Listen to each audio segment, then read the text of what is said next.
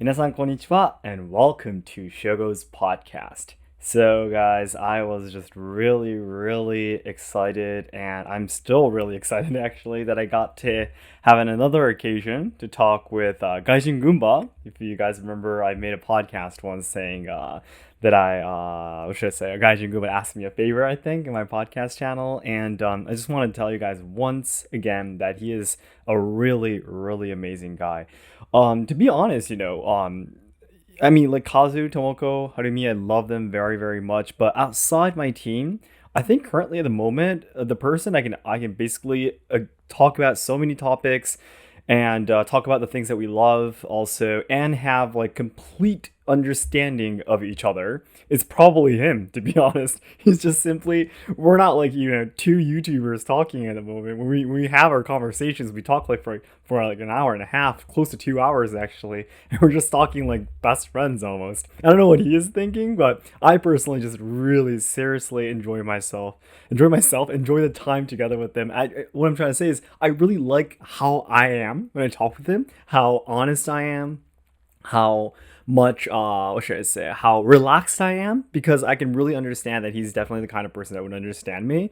So I just really enjoyed our conversation last night too. And one of the things that we discussed about again this time, we just randomly talked about all the things that we're thinking about as we do our work, and thinking about Japan, creating our content and so on and so forth. One of the conversations we had I thought would be really interesting if I could share with you, and it's a topic considering why Japanese people are basically so exclusive or xenophobic.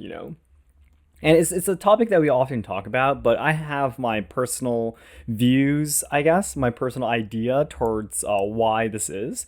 And of course, a lot of people say that, well, Japan is an island nation, and because there's basically only one type of what do you say, nationality, I guess, most cases, which is not true, but a lot of people talk about that, right? That Japanese people are only Japanese people. Well, that's false in a lot of ways, because there are a lot of people from overseas living in Japan, and Japanese people are originally not just one kind of race in the first place, because there were multiple races in the past in Japan during the Meiji period, basically forced everyone to be the same, and that's very different from Japan being just one race from the first place. But let's put that aside for now. And so a lot of people are considered about how Japanese people are so exclusive, not welcoming, and so on and so forth. But my idea, of course, there are a lot of aspects from it, because it's an island nation, again, because it doesn't have that many races within the country compared to other countries. Like maybe when I was living in the U.S., like when I stepped into my classroom, for example, when I was an elementary school student, I remember that and all of the people there, classmates there, basically all had different hair colors, skin colors, eye colors, and everything. And it was really, what should I say, beautiful, simply. And when I came back to Japan, though, I really noticed that, looking at my classroom or looking at all the school gatherings, there's tons of people, hundreds and hundreds of children who look almost exactly the same, with the same hair color, hairstyle, same uniform. We all looked almost the same, that was completely different. So I could understand that because Japanese people look almost exactly the same, we are really, what should I say, sensitive to people who look different or act different. And I did talk about that in my previous videos. But my personal opinion is something a little bit deeper. And to make a long story short, this is something that Gaijin Goomba made me, cleared it out for me. It took about 10 minutes for me to explain what this is about to him, but he turned it into one sentence for me, and it was really satisfying. But what my opinion is that Japanese people exchanged trust with the system.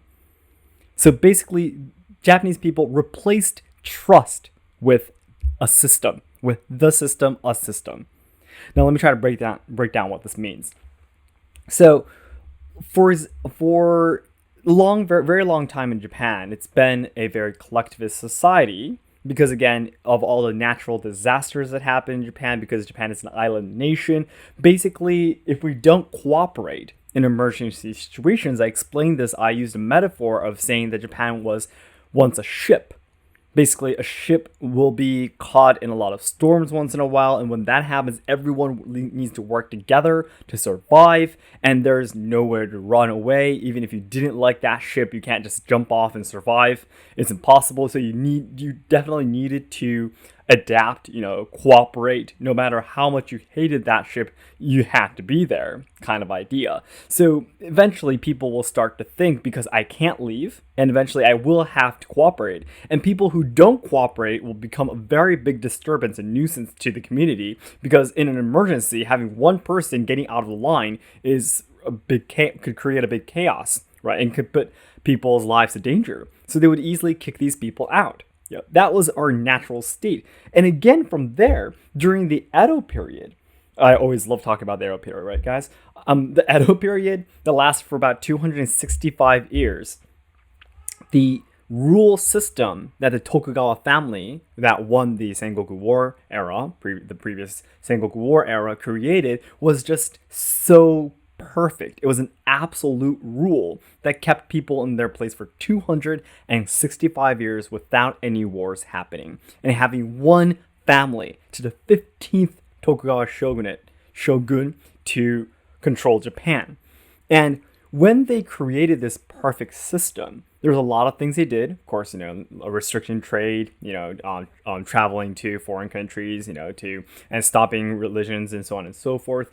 But, for example, teaching Confucianism, teaching that elderly, the people who are in a higher position, are always the superior. And the people who really are in the higher position must be those kind of people. They need to live up to everyone's ideals and be the perfect person. That's what the society basically that the Tokugawa family created forced upon samurai too. And that's the reason why the idea of Bushido and Hagakure all comes out, right? That Japanese people samurai needed to be such people that could be perfect basically. And that's the reason why Japanese people are very, honored about that, proud about their samurai culture so much, is because this kind of teaching from Confucianism.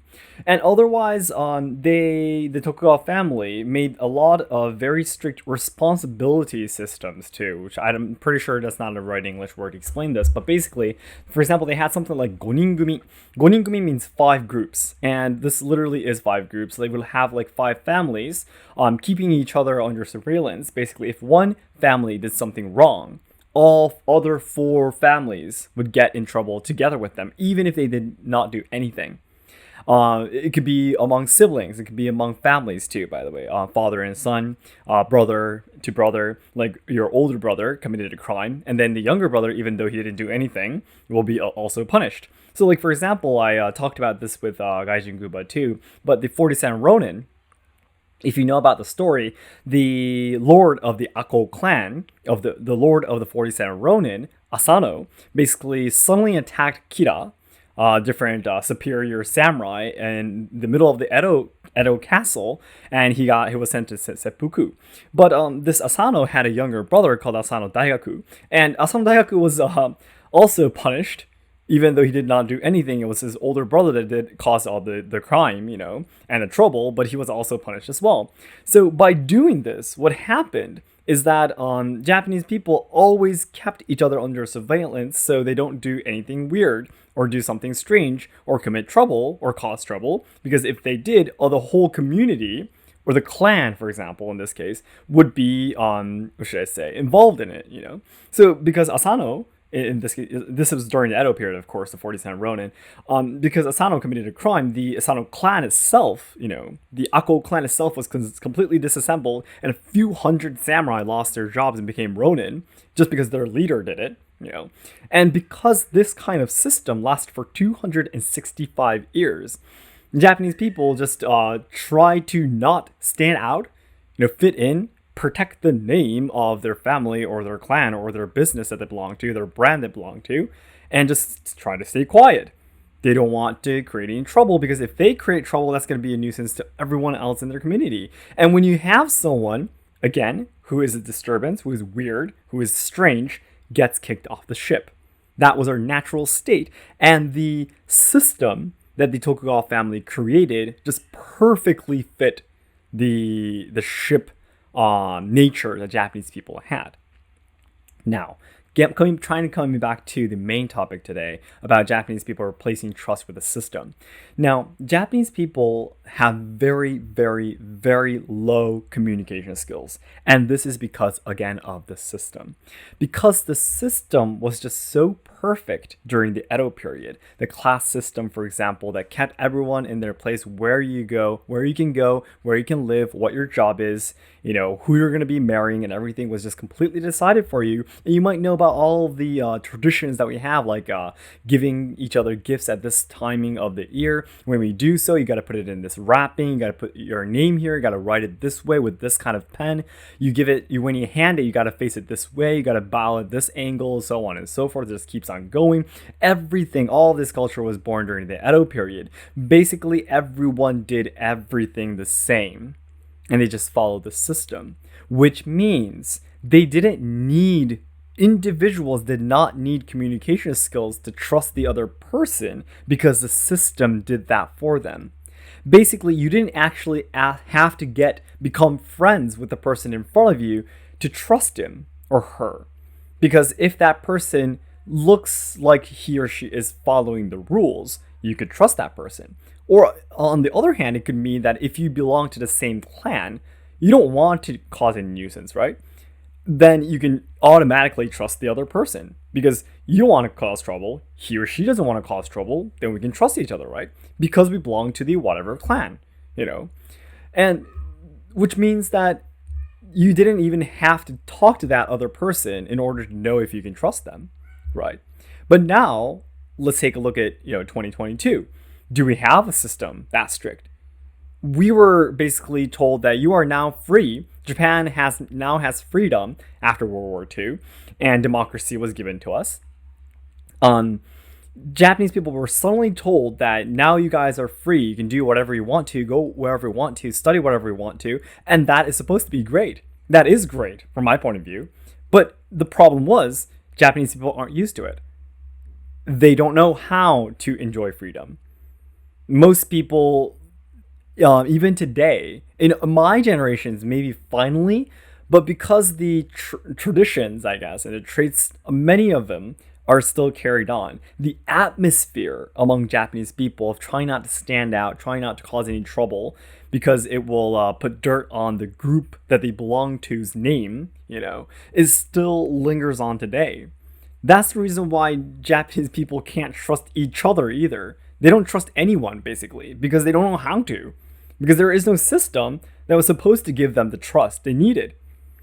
So it's going to take, from my point of view, it's going to take a lot more time for Japanese people to learn how to trust others through their own skills of communication. They don't, because they're always constantly fear of standing out and not being the same as everyone else. They don't have the courage, the bravery to state what they were really thinking. And when you don't have the bravery or courage to say what you're really thinking, it's very difficult to trust the other person because you are not saying what you're really thinking. The other person is not saying what they're really thinking. And how are you ever going to be able to trust anyone? Of course, even outside of Japan, even if you're not Japanese, of course, there is some kind of, should I say, social adaptation to communication. Of course there is. But Japan, when you're speaking Japanese, the level is completely different. I know that because I can speak, English and Chinese, right? So the level is completely different. How much of your own emotions you hide with keigo, with all at this time of the day, you have to say this kind of greeting, We try to cover up all of our real feelings and real things that we want to say. And when you find someone who actually says it, because no one can trust that person, they slander them, they attack them. That's the reason why a lot of, for example, people in Japan who are trying to make change through, NGO activities or so on and so forth, for example, because they can't trust that person. They say that, this person is trying to look good, trying to earn more money, trying to earn more followers, this person is just trying to look good. And they can't trust that person because they never actually have the skills to listen to someone's honest feelings and accepting it. Because they've never said it before, they've hardly heard anyone saying it before to them either. So this is my conclusion.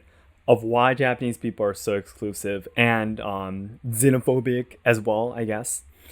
This is something that I think a lot of people do not talk about, but this is definitely one of the major aspects of why Japanese people are like this today. And I can't believe I talked about this for 15 minutes. Guys, thank you so much for listening to my really, really long story. So then everyone, as I always say, the ultimate goal of my life is to make all Japan lovers' dreams come true. So I know that there's a lot of people studying Japanese, willing to come to Japan to study, travel, or work, or even train our traditional culture and such. However, I am very afraid that Japan will not be able to make everyone's dreams come true in the future because we are facing a lot of social problems, we are losing our traditional culture, and the younger generations who are supposed to be carrying on the good things about Japan are dying because of all the social issues being shoved against them. So I really want to dedicate my life to try to make Japan a better place. I want to try to preserve traditional culture, preserve traditional culture, also solve the social problems, and try to help out the younger generations so they can have a better future. And to do that, the nearest goal I have right now is to achieve 2 million subscribers by January 2023 on my main channel. So all your likes and comments will help to boost my videos to new viewers who have never seen my videos before. So it'd be great if you can help me out. And with that power, with everyone supporting me, I really want to try to make more changes within Japan. And of course, I am working on my 3rd, 4th, 5th steps, of starting to sell merchandise, challenging myself in the tourism industry again, and also doing stage performances and everything. I'm really, really excited I'll be able to do these things in the near future, and we're really enjoying the ride towards it. But for me personally, I'm really struggling with the shakuhachi recently. I don't know what I'm doing anymore. I guess everyone gets that point where when you continuously do something over and over, you hit a wall and you feel like you're not getting better at all, But I'm definitely at that position right now, so I'll just keep on practicing. Yeah, we'll see how this goes. Yeah. But anyways, thank you so much for listening to a really long podcast today. Thank you so much, guys. Bye-bye.